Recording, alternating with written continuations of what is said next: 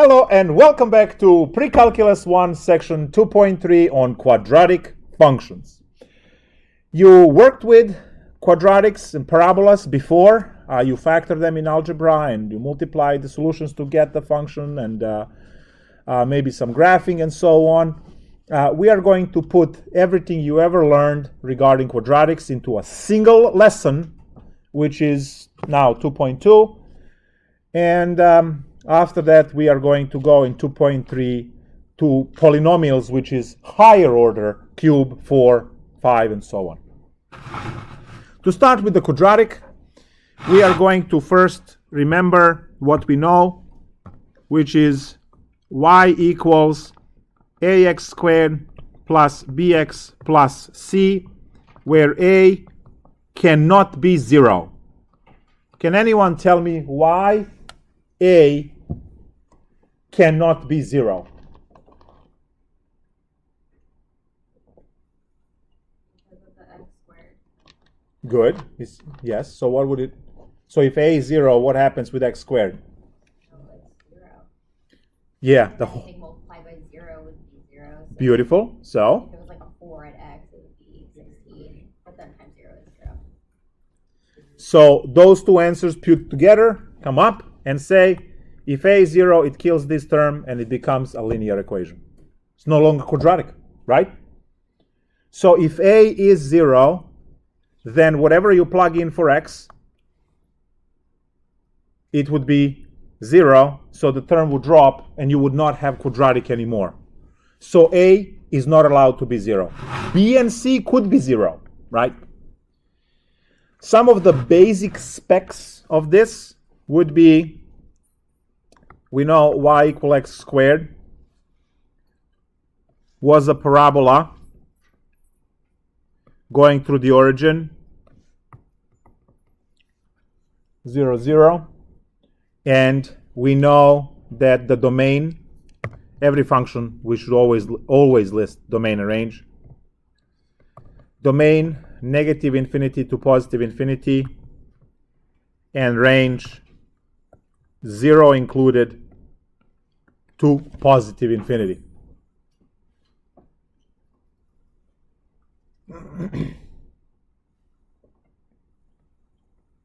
So now, if I go with modification over here with a negative x squared, that one will open downward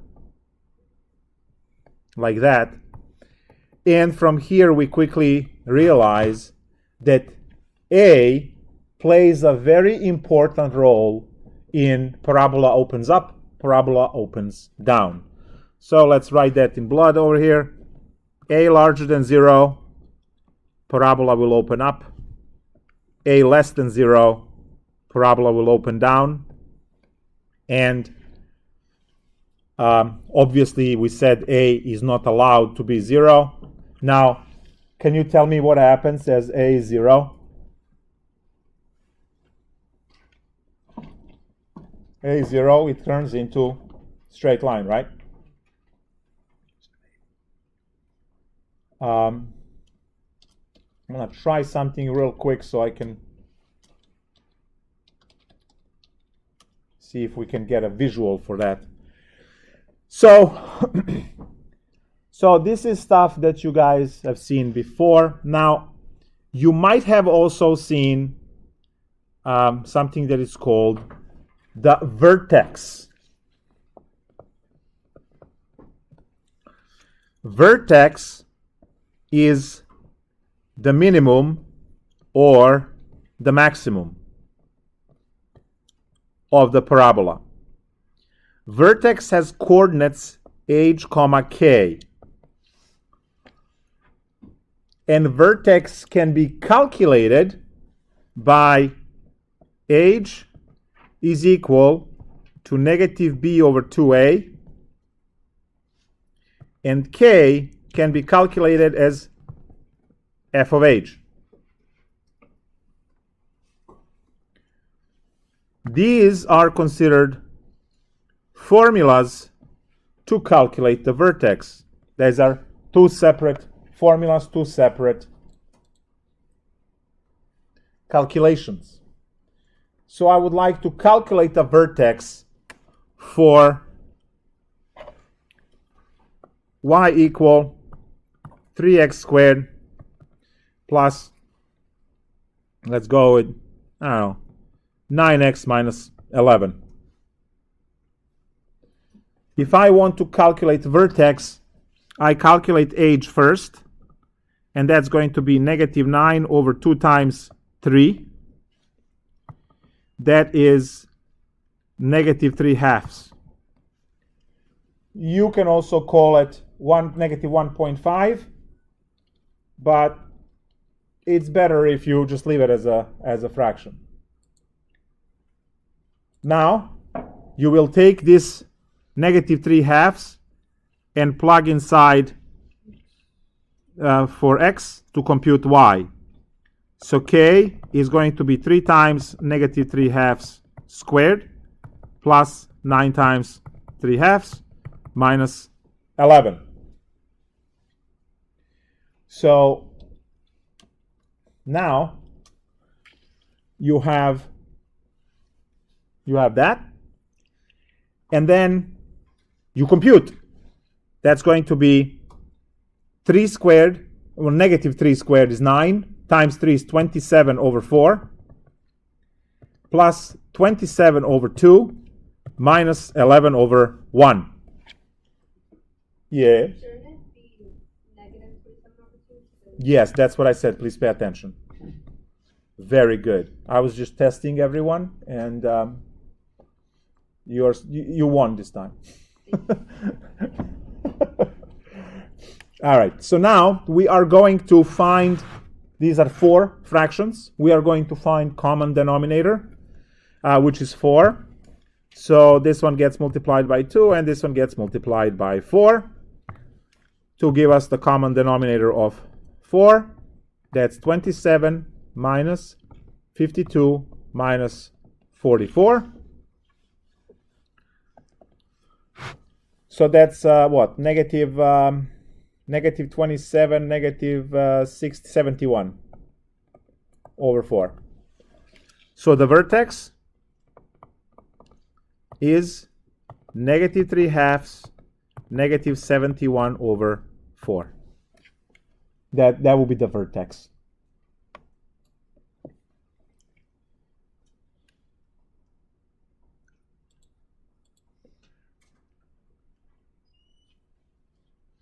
Now, real quick, I'm going to jump to this other computer station to show you this Desmos graph, and then we'll continue with our class. I don't know if you can see or you can't see. Instead of placing in x squared in Desmos, I placed ax squared. And now I have this slider where I can adjust that a to be 1 or negative 1, right? When a is negative 1, that's just negative x that opens downwards, right? As I adjust this slider, you can also see a dot for the 0, at which point the graph should disappear. So let's see if I move the slider. You see? Now go back. We hit 0. It's very difficult to hit 0. There it is. I hit the 0. And there's your linear line. And then as I go a negative, so negative a's opens downward. 0 is the flat line. Positive a's opens up. And that was our definition earlier for. Cool. Now back to our vertex. Now, is this vertex a minimum or a maximum? Because calculus will ask you the same question. Min or a max?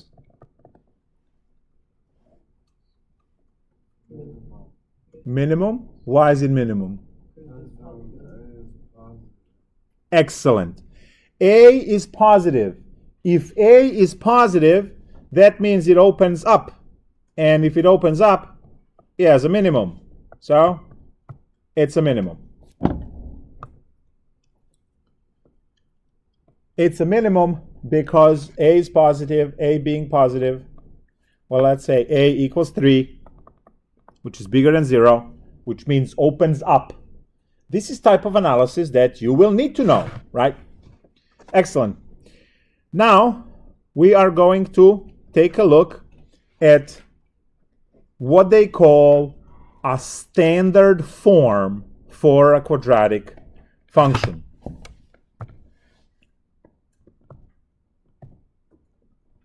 Now, this one is new for you probably.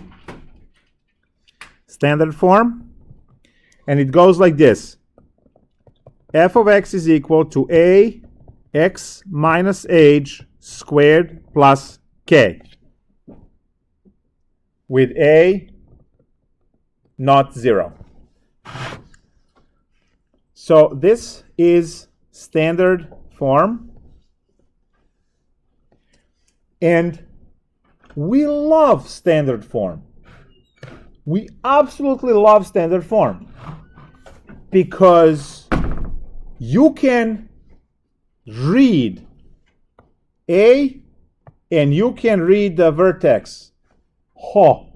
Makes graphing of parabolas a joke. That's why we love standard form.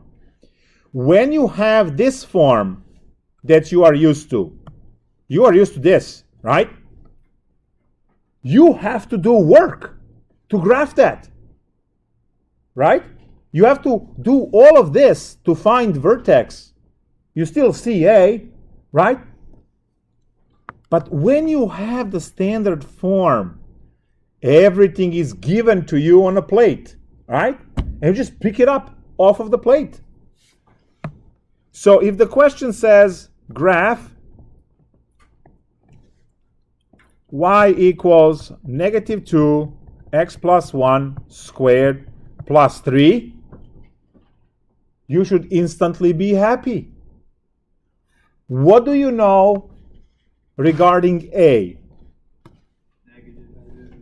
Okay, A is negative 2. So what?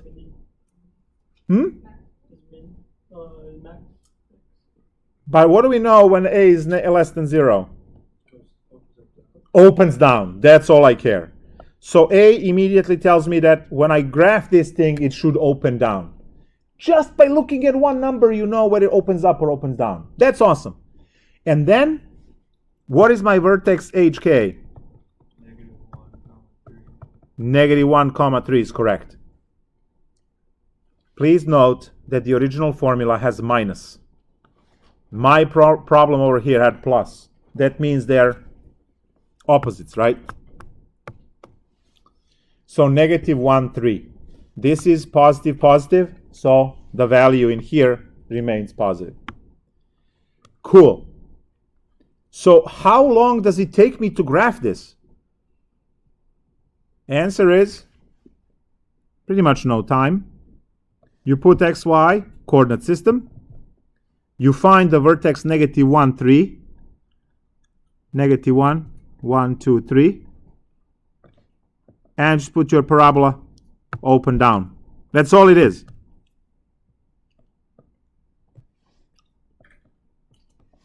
It should literally take 10 seconds to graph it. So when you have standard form, you should be a very, very happy camper. Yes? So if in your equation you said x minus 1, would you put the opposite of it? Because you said X minus 1, yeah. in that case, h would be positive because they match. So let's discuss that for a little bit over here. It is a very standard confusion. Y equals a x minus h squared plus k. Y equals 3 x minus 4 squared plus 2. H and k are 4, 2. Why? Because x matches x, completely, minus matches minus completely, and you see that age is just 4, right? If I have it backwards with a plus, then this becomes negative 4, 2. Again, x matches x, so that's gone. Negative age is 4. Bring the negative to the other side, age is negative 4. So when the signs match, then the value is always positive. When the signs are opposite, then value is negative. So if you have -2, Excellent. Now, I don't want to get you disappointed since you suggested. There you go. See? I mean, that's what friends do, right? Anytime the symbols don't match, you have a negative value. When they match, value is positive. Cool. It's one of those things in math that doesn't really make sense. And don't question it. I just said why. I know, but I'm sure there's some actual real theory behind it. Yes, we compare it. I'll do it again. No. Why not? It's fun. No. I have no problem with it. No, I understand it. It's just one of those things that are just like funky, you know. But what was? There's Just do me a favor. Explain why. Yeah, do me a favor and just sit through it one more time, right? I know it causes I pain, totally understand how to do it. but it's not magic. I will It's show you on the exam. I know how to do it. okay. I'm gonna get it wrong now. I'll hold to that. All right. So when we have standard form, we are able to produce the graph in 10 seconds because we can see the vertex and we can see the A, and that gives us very quick, right, answer. But now, what if we have y equals x squared plus 4x minus 3, right? What if? And it says graph.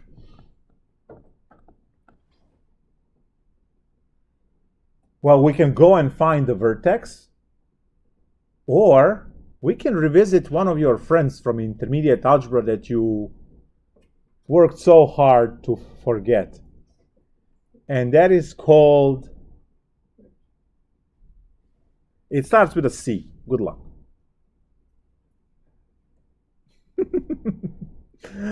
Intermediate algebra, I know. It's called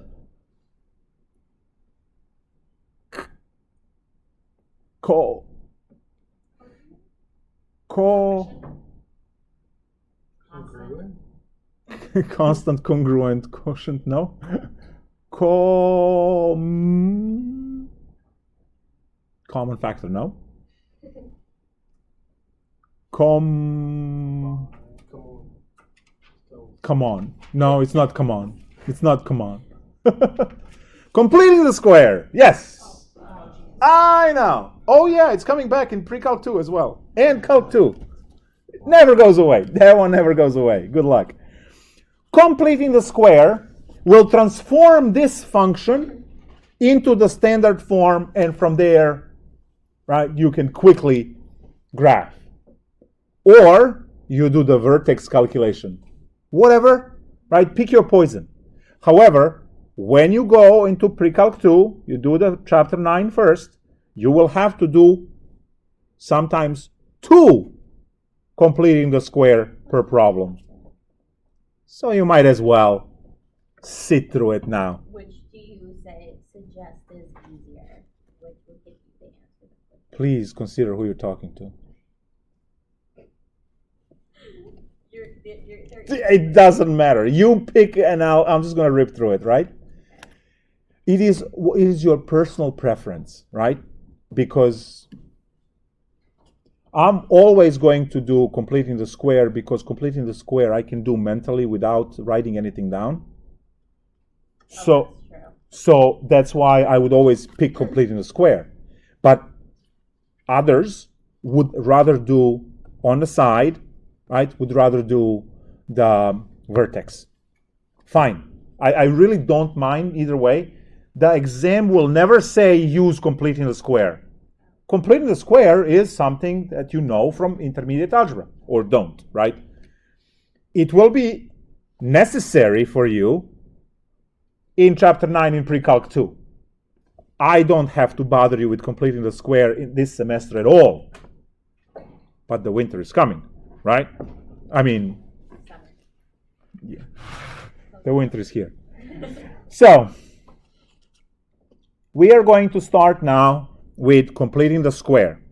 The way completing the square works is you have to make sure that x squared has a coefficient of 1. If it's not, you'll have to factor that. Right now, this is the cheapest possible problem, so we just go and complete the square. We will look at this part, realizing that b is equal to 4. Complete the square. The way you do completing the square is you will take b, you will cut it in half, and you will square it. So we get 4 divided, I picked the worst possible number. I should change that. 2 equals 2 squared equals to 4, because I got 4 back. So y equals x squared plus 4x, and this is where you add 4, subtract 4, and then you have your minus 3.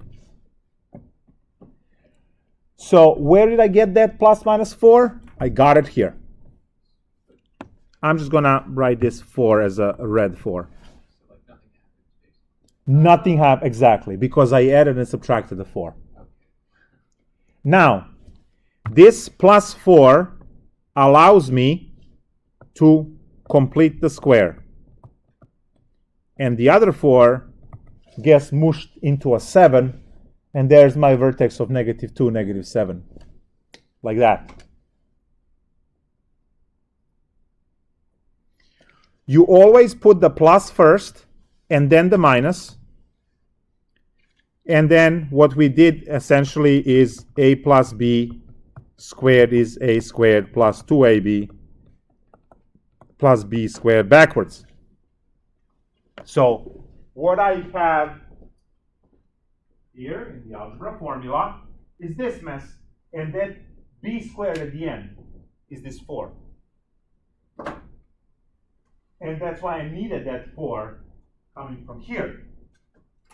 So once I did all of that, then the other 4 that was balancing it out got together with 3 to create -7. And now A is 1 opens up, and the vertex -3, -7 graphs instantly, and we're all good to go.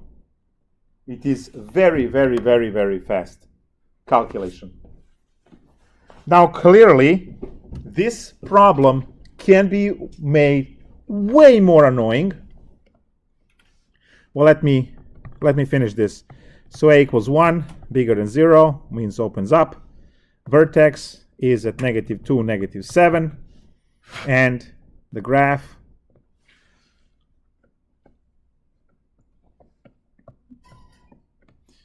-2, 6, -7, opens up, and -2, -7, and there it is. Which is why we like to have the standard form so we can graph instantly. Now you can pick your A, B, C and go and calculate your vertex. You will get -2, -7. You also see from here that A is 1, which opens up. So that's it. Can we make this hard? No. Can we make it annoying? Yes. So let's make it annoying.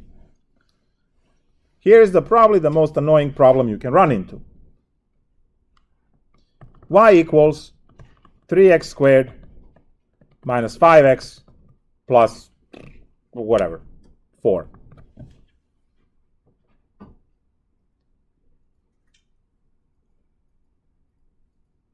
it's the same procedure, except now you have to shovel fractions around, and that annoys a lot of people, right? So you start by realizing that x squared has a coefficient of 3. You have to factor 3, but you can't factor 3 out of 5, and that's what creates a fraction, 5/3. So y equals 3, open parenthesis, x squared minus 5/3 x, close parenthesis, plus 4. So factoring out that 3 out of 5 creates a 5/3 fraction. If you're not sure if this works, go ahead, multiply 3 back. You get 3x squared times, and then 3 and 3 would cancel, and you just have 5x. So that works. Yes? I'm sorry, I missed it. Why is the 3 on the denominator of 5? Because I have to factor 3. Okay, so then that just gets divided.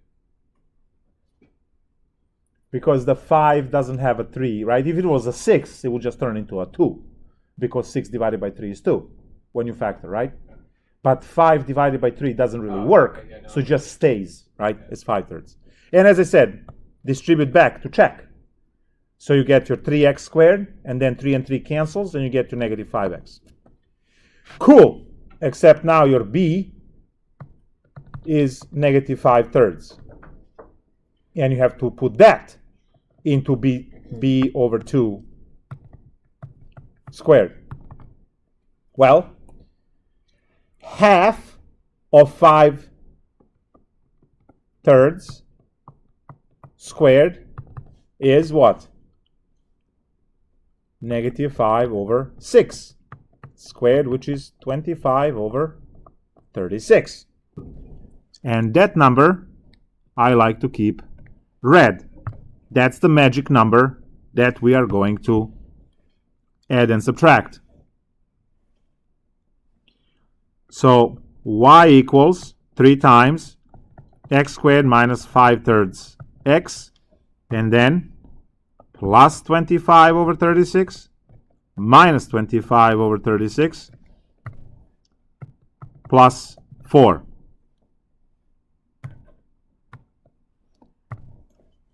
Y equals 3 times x squared minus 5/3 x plus 25 over 36. And now we are kicking out this one. When you kick this one out, it has to multiply by 3, because this 3 multiplies every single one of these numbers. Since these 3 are staying, none of them are multiplied by 3, because they are already multiplied by 3 because they're in parentheses. This fella here is leaving the parenthesis, so it has to be hit by a 3 from the front. So what happens there? What happens is we say minus 25 over 12 plus 4 over 1.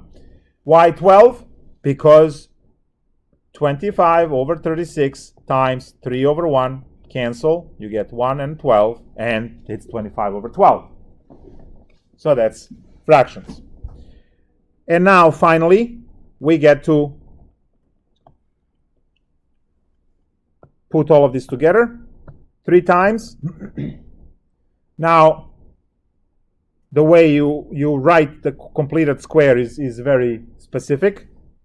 Square root of the first, sine of the second, square root of the third, squared, minus 25 over 12 plus 48 over 12.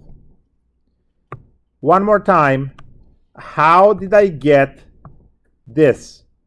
Using words, not math. Square root of the first, sine of the second, square root of the third.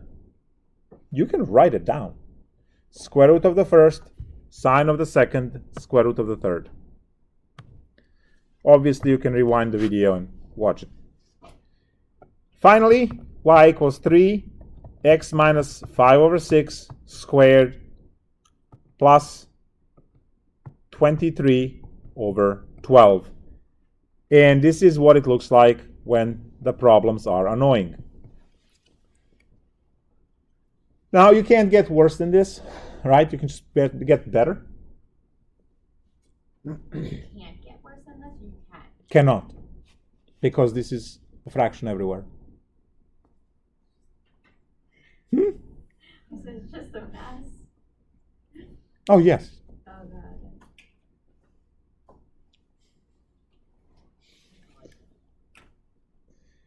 And this, so now we know that we can use completing the square to transform our ABC form into a standard form. Standard form offers us A equals 3, bigger than 0 opens up, and offers us a vertex of 5 over 6 and 23 over 12.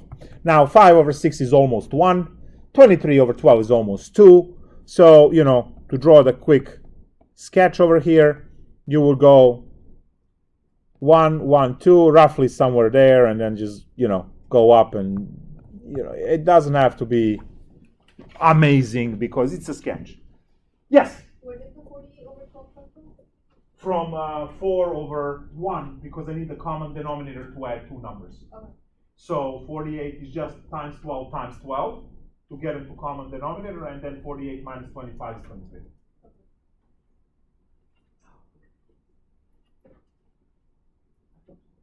Oh, thanks. Maybe I should add more color to this. All right. Cool. One more thing that I need to define is axis of symmetry, which is always the vertical line going through the vertex. Because, right, when you look at these pictures, if you draw the vertical line through vertex, it acts as a mirror. Left side looks like the right side. It's called axis of symmetry. And it's always, equation is x equals h. Always equation is x equals h. So, axis of symmetry is x equals h, a vertical line through the vertex. A vertical line through the vertex. So, if I have a problem, y equals negative 2 x plus 2 squared minus 4, we immediately pick the vertex out, which is negative 2, negative 4, and from there, x equals negative 2 is the axis of symmetry.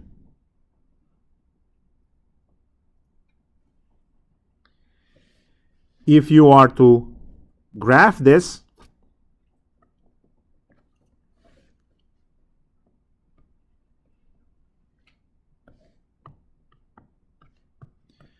we go 1, 2, 1, 2, 3, 4, and you would open it down because A is negative, and then here is your axis of symmetry.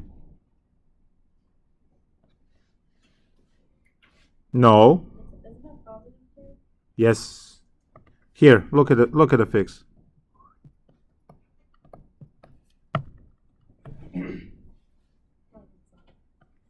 Problem solved.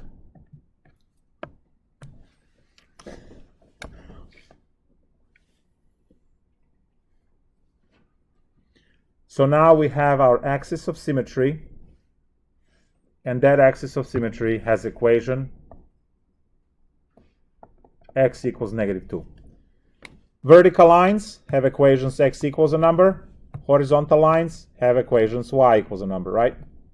So axis of symmetry in this case is a vertical line, therefore x equals -2 or whatever the age coordinate of the vertex is. Would the axis of symmetry ever be a horizontal line? Yes, in Precalc 2. When you do parabolas, and you will have a sideways parabola x equals y squared, it will graph this way, and then you will have your axis of symmetry to be y equals Okay. k in that case, right? Yes, it can, but not right now. Yes. Awesome. Like everything in math, it's all like yes, but not yet. Yes, but not yet. That's me every week. I just want to make sure that you're not going to throw that on us after I fully memorize this and 2 days I come back, you're like, all right, now let's learn it the other way. And then I'm just like,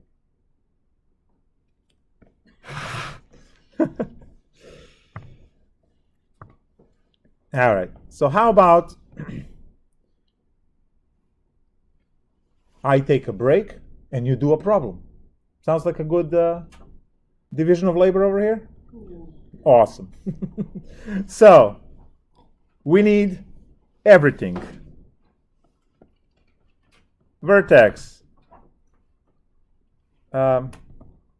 axis of symmetry, graph. Problem is going to be y equals 2x squared minus 6x plus 1.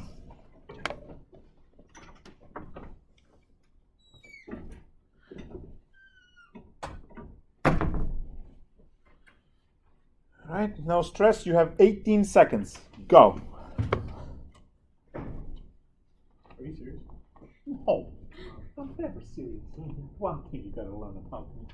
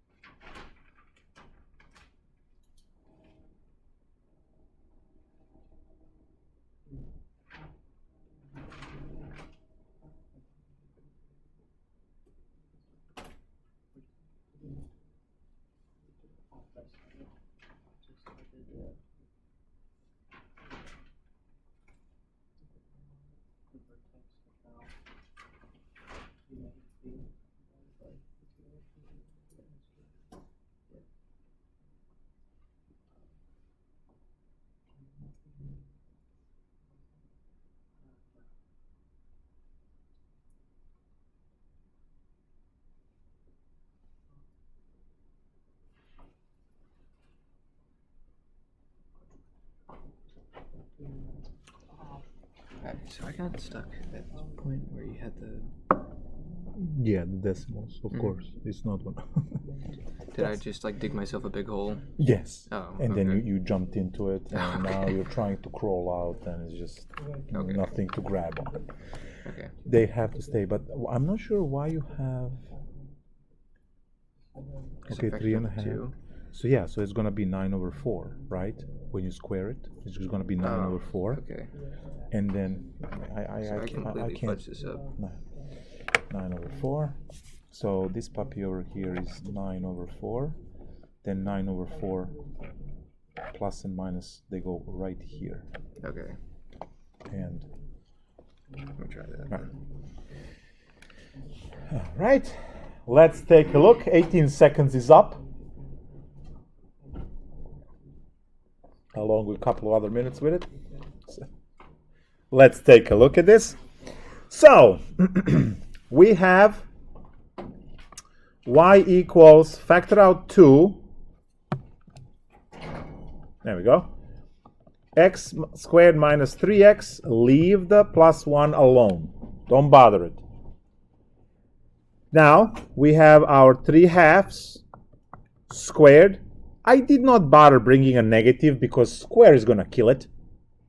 So I didn't bother with it. Magic number is 9/4. 9/4, 3 squared over 2 squared. So we're going to add and subtract that inside parentheses as plus 9/4 minus 9/4, and we still have our plus 1. Should already be made in a decimal. I'm sorry? The 9/4, what if you made it a decimal? Is that right? Then you are doomed. Because now we have to take a square root of it, right? And the decimal is just going to make a mess of things. Because when it's a fraction, it works great. Because it's always going to be a perfect square. And square root of the first is just x, sine of the second is negative, and now square root of 9 is 3, square root of 4 is 2, squared, minus 9/4 times 2 is 9/2, and then plus 1. All I need to do is to subtract these two numbers at the end, and we're done. So this is 2/2, so negative 7/2. Yes? What did you do to the denominator -2 into the 9? Are you talking about this? Yeah. That's negative 9/4 times 2/1. They cancel, and it becomes 2.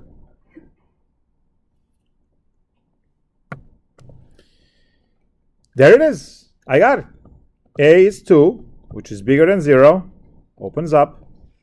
My vertex is positive 3/2, negative 7/2, and that thing is a minimum. We see it on the picture. And all I need to do now is to graph this.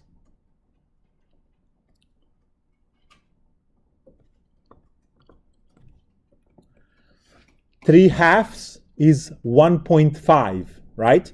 So we're going to go 1.5. And then negative 7/2 is negative 3.5. So we're going to go down 3.5 units. So 1, 2, 3.5, right in the middle of this square. And it opens up. So whee!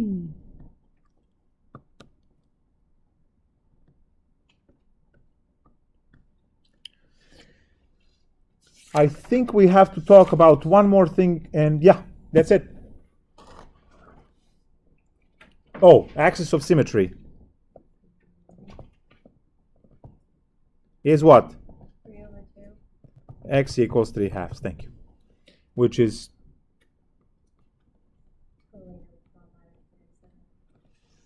what happened? After I said I was like, oh no, did I do that wrong? But 3/2, yeah, you got it. So if I put the decimal form, is that okay? It is okay, as long as it's correct, right? Because I do not, yes, I don't discriminate against decimals or people who use decimals. I just find it much harder to compute because, 9/4, you take a square root, you get 3/2. 9/4 divided on a calculator, good luck taking a square root, right? So that's a problem. Yes? Is it okay if I solve for doing negative 2a, finding the Yes. Then you are avoiding completing the square. And you don't have to worry about completing the square at all until you get to Precalc 2. Then, right, but you'll cross that bridge when you get there. So in Precalc 2, you cannot avoid it. Here you can. So, and I have no issues, right, in allowing you to skip it, right? Cool. Now, one more thing left, and we're done. And that thing is, as I draw this sketch, I know perfectly well where my vertex is. No issues there, right?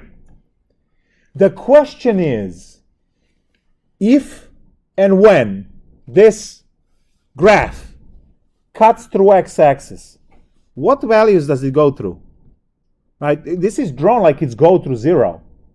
Well, I know it doesn't go through 0 because I can try 0 and I'm going to get 0 equals 1. So it doesn't definitely go through origin, even though the picture suggests it does.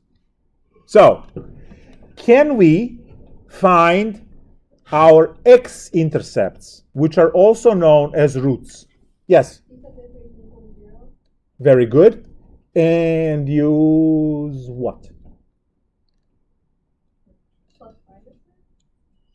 Yeah, that thing. What's the name? No, if you can factor, sometimes you can. You can factor. Perfect. Quadratic formula. We are going to use quadratic formula to find the roots. So another subtitle over here. Roots, also known as X intercepts.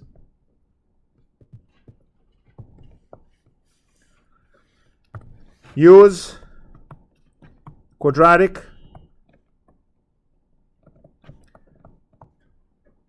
formula to find X intercepts.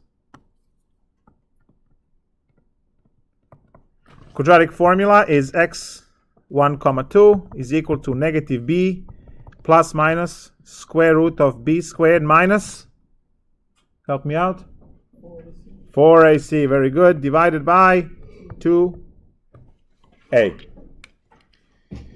This equation is used to compute X intercepts. And let's say we have y equals. Now, do you see that the issue with this one is that it doesn't work off of the standard form? Right? Because you don't have b and c. You only have a. The standard form has a, h, and k. That doesn't have h and k in it. It has b and c. So this formula works well off of the standard model. We're looking for roots.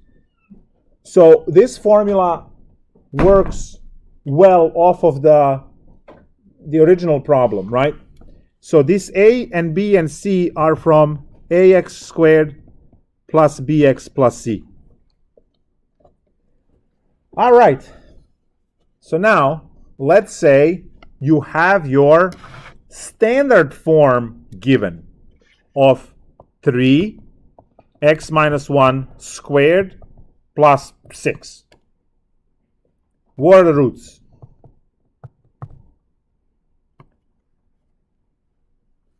Well, you have to transform this into our original polynomial function,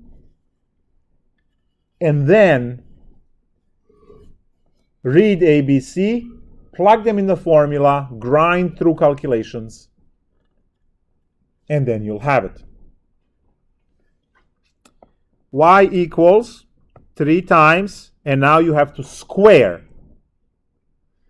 Do not forget the middle term, right?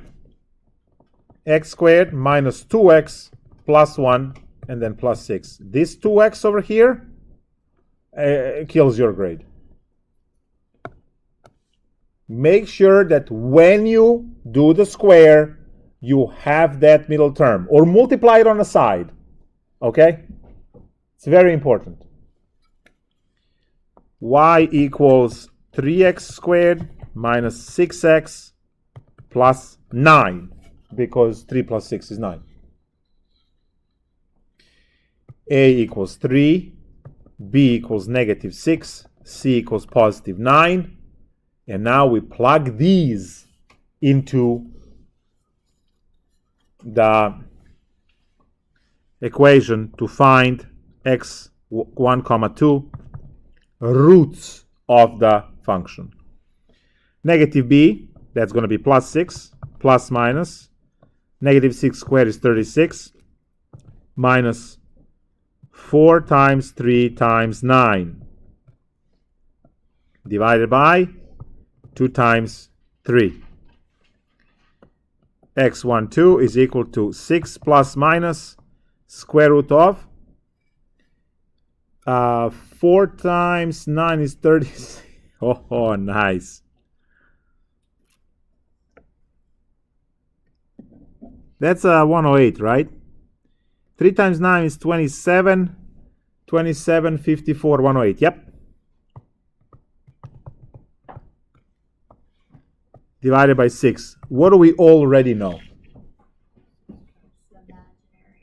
It's going to be imaginary. And that is going to tell us something very special about this function.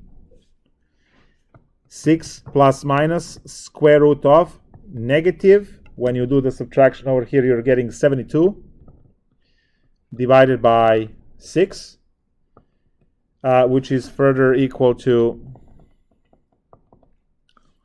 6 plus minus.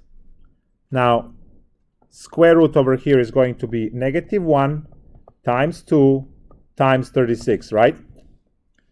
Divided by 6.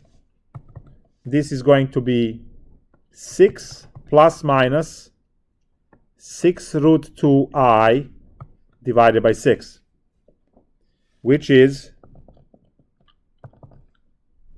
1 plus minus root 2i when 6's cancel. Complex roots means what? Quadratic does not cut through x-axis.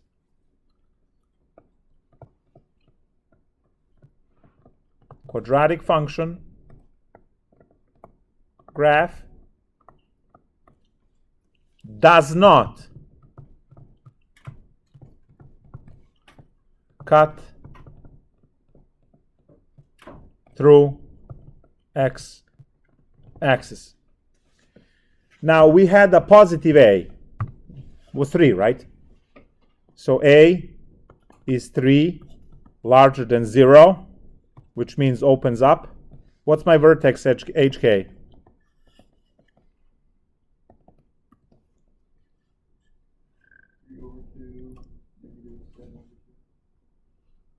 No, we have a new problem. It's 1 and 6. 1 and 6. And this is, you know, where you really get to appreciate how nicely math always clicks together. What is my vertex? 1, 6. 1, 2, 3, 4, 5, 6. And A says opens up. Do you see why we got complex numbers? We didn't get 3 and 5, because if it was 3 and 5, it would have to cut through 3 and 5. Right? But we got complex values. And because they're complex values, they're not going to cut through. They're still roots, but not what we would like to. Now, is it always complex? Of course not. Anytime when it cuts through x and x-axis, we have the roots. Anytime it does that, we have the roots. And that is all. Do you want one more example with time? Of course. Why not? Why not? Now, one final example where you get to do everything. H, K, A, graph, roots, axis of symmetry. So everything we did, right, in one problem that is going to put the entire 2.2 on the pile. That is what? Problem 26, written a little bit weird. 1 minus x minus 3 squared. This is not our standard form because that 1 is in front. So we get to rewrite this, I don't want you getting confused here, as negative x minus 3 squared plus 1. Now it looks like a standard form, and you can go ahead and find all of the information on it.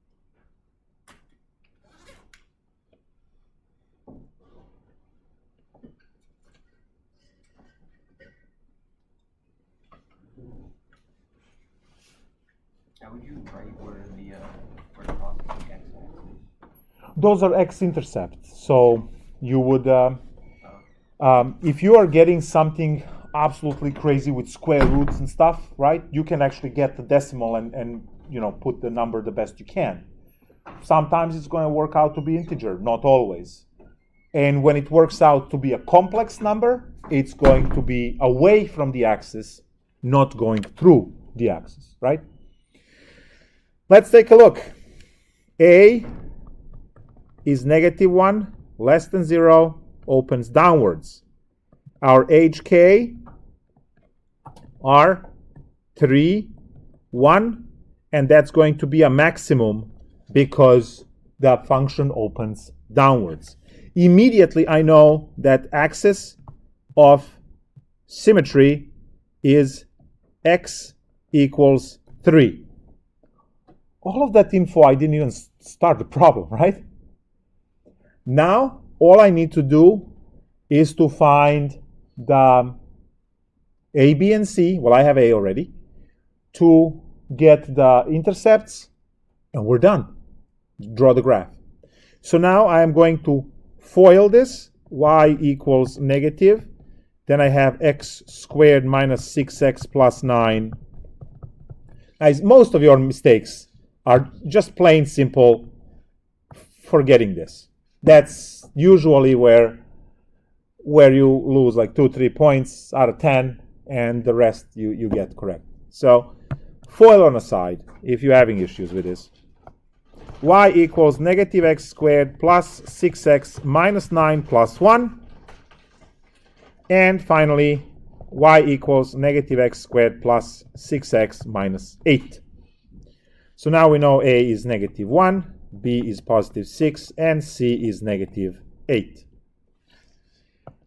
x12 is negative B plus minus square root of 36 minus 4 times A times C divided by 2A. That's negative 6 plus minus square root of 36 minus 32 divided by -2. Well, it's going to work nicely. Negative 6 plus minus square root of 4. And the square root of 4 is 2. So we have negative 6 plus minus 2 divided by -2. And now this splits into two solutions. X1 solution is negative 6 plus 2 is negative 4 over 2. X equals is equal to 2. And the other one is negative 8 divided by -2, which is positive 4. So now, to graph the function,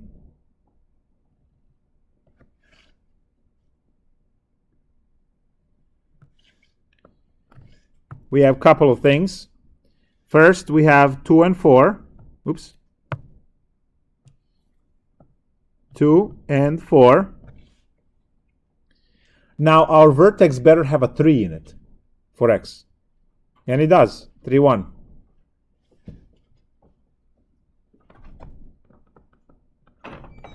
Our axis of symmetry. And now,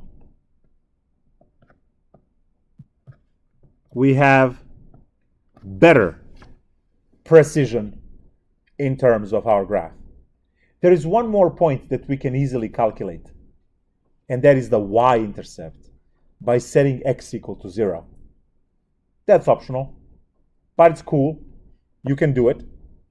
You always have Y-intercept for parabolas.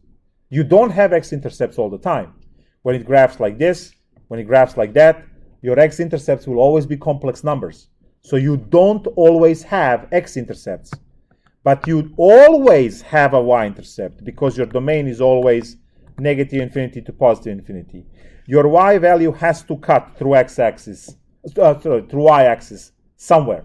Function has to cut through Y-axis somewhere. Must. for all polynomials, must. So we always have a y-intercept, and because we have the y-intercept, we can quickly calculate, and it's very easy.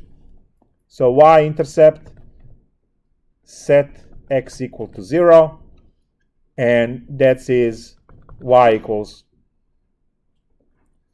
what do we have? -8.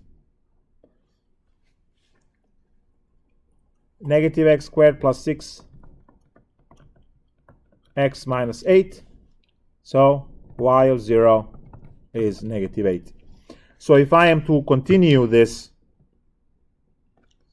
1, 2, 3, 4, 5, 6, 7, 8, this line has to cut through -8, and it has to do symmetric on the other side because this is line of symmetry, it's a mirror. So if you have 3 units separation here, you have to have 3 units separation on the other side as well.